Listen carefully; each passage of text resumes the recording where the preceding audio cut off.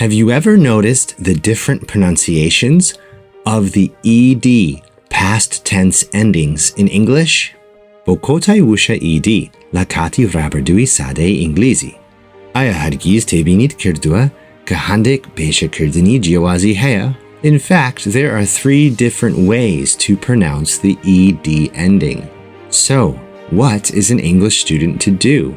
How do you know which one to use? Don't worry, Khamit Navet. Today I'm going to explain it in a very simple and clear way. Badas Bebekin, let's get started. The past tense ending ed can be pronounced in 3 different ways. T, d, or id. For example, you can hear the t ending in the word walked. I walked the dogs. You can hear the d ending in the word called. I called the dogs. And you can hear the id ending in the word petted. I petted the dogs. The first sound, t, is sharp and crisp, like the t sound in the words walked and talked. The second sound, d, is softer and smoother, like the d sound, in words like gagged and smiled. The last sound, id, is a little different. It's like adding an extra syllable to the end of a word, like in the words wanted or hated. So, what are the rules for when you use which one? Well, you make the T sound if the verb ends in an unvoiced consonant. An unvoiced consonant is when you are making the sound only with your mouth, not with your voice or with your throat. These consonants are P, K, F, GH when it makes the F sound, SH, CH, SS, C, and X. With these consonants, the ED ending sounds like a T and does not create a new syllable.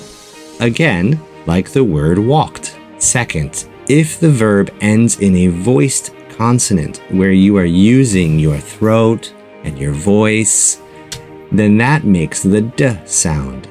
And again, it does not make its own syllable. These voiced consonants are L, N, R, B, G, and Z, a single S, and V, like our example word, called.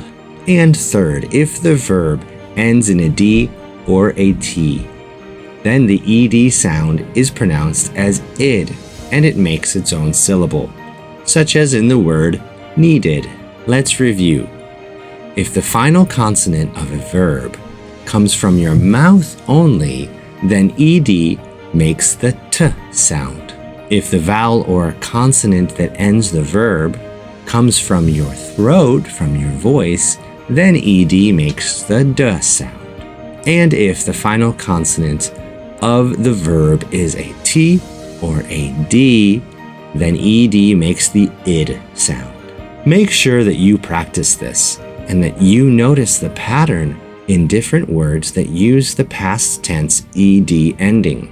And keep listening to native speakers so that your brain will be automatically recognizing and learning these patterns. Havalakam, I hope this video on American pronunciation was helpful for you. Do you know how to make the American R sound?